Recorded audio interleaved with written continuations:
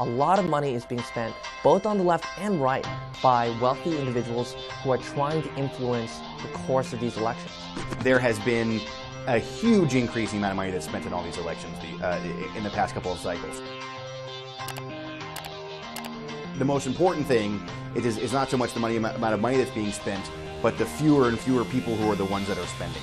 There's a tremendous amount of outside money being spent on this election, and it only increases each cycle. The vast majority of that money is coming from outside groups, dark money groups who don't have to disclose their donors, and this of course has to do with the fact that the U.S. has loosened its campaign finance laws significantly in recent years.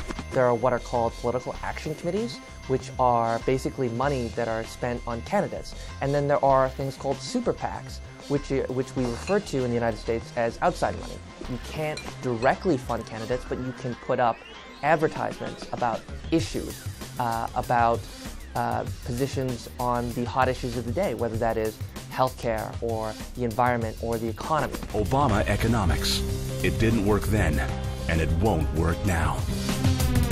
Our rules now in the United States allow billionaires and our super rich to pour basically unlimited sums into these elections. And so what you have, the worry is, you have this election that becomes a proxy between Republican billionaires and Democratic billionaires. And the real question is, where does that leave the average American? Republicans tend to benefit more from the outside groups because they have larger donors who are able to funnel money into their campaigns through those outside mechanisms. And of course the campaigns have done a fair bit of fundraising themselves. The president has been touring the country trying to raise money for the party, primarily so that he can try and hold on to this Senate majority. They've pinpointed which states will be the ones where it truly comes down to the wire, and are spending the maximum amount of money on those states in the hopes that that will be the determining factor.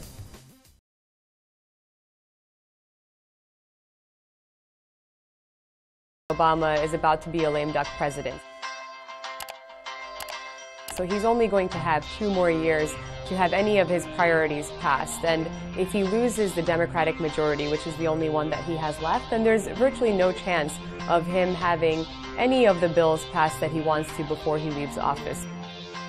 Most of the states that are up for balloting this time around, that are on the ballot this time, are states where Obama is not very popular and has not done very well at all.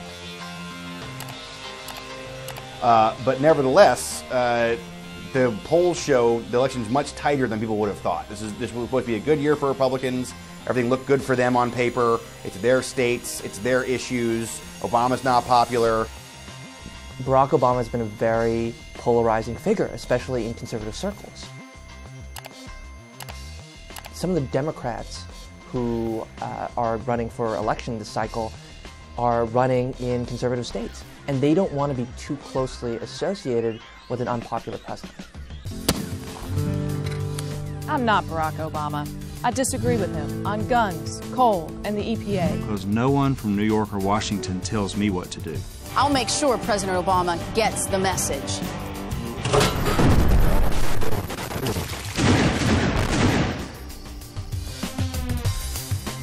President Obama has increasingly become a liability, and that's a shift that we've seen in recent months. He was not regarded as a liability, I think, a year ago.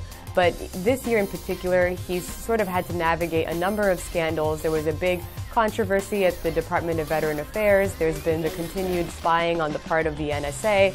Now he's had a lot of foreign crises. So this has kind of put, I think, Americans in a place where they're not sure that he's actually capable of this job, and that, of course, reflects on his party. Democrats in competitive states that are very conservative sometimes need to distance themselves from the president in order to remain popular and win re-election. Because the president is a Democrat, and there are a lot of conservative states out there that are up in this midterms, a lot of the Democrats are running on the basis, basically, of saying, I'm opposing the president, I'm going to keep the president accountable. There's just a little bit of fatigue, I think, at this point. Like the way the country is going, the way things are going, Americans are not feeling great about the state of things right now. And when you're the president and you're at the top of that system, that reflects on you and that pours onto you.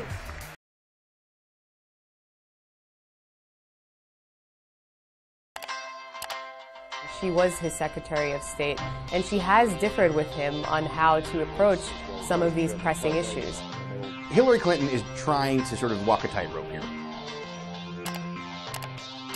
On the one hand, she wants to separate herself from Obama as much as she possibly can and sort of build her own image up ahead of what is expected to be her presidential run in 2016.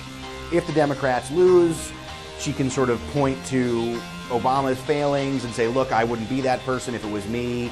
You know, we can do better, we can do different things. On the other hand, she also wants to show that she can unite the Democratic Party and really has the support of most Democrats.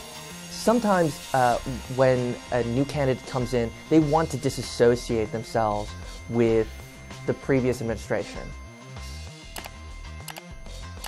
Hillary Clinton served as Barack Obama's Secretary of State. So if she comes in and tries to distance herself and say that she has a new agenda that's very much different from Barack Obama's, it is very much possible that things that are disadvantages for Barack Obama could become advantages for Hillary Clinton. I'm back! It's probably not good for Hillary if Obama is a lame duck president on a larger scale, because there are certain priorities that she would probably like to see enacted into law so that she could also try to run on those issues. If Obama is a lame duck president, there is not going to be immigration reform. And there are other issues, certainly women's issues are also at the forefront of, I think, her platform. If Obama is unable to get equal pay on a larger scale, if he's unable to overturn the contraception mandate under Obamacare, then she's going to use these issues to try and, for example, scare women away from the Republican Party, which Democrats have been able to successfully do. Thank you very much. There's a big conservative backlash, as everyone knows, against Barack Obama. So he may be able to take a lot of the heat off Hillary Clinton. That's one way in which Hillary Clinton could benefit from the unpopularity of Barack Obama. And if Democrats end up winning and retaining the Senate, she can take some credit for that, and that would be good for her too. So she's got to be very careful here, because if she, embraces the president too much ahead of the elections, Democrats lose, it'll look like a liability. But if she leaves Democrats sort of hanging and doesn't help them at all, it'll look like she's, being very cynical and, playing up her own potential future plan.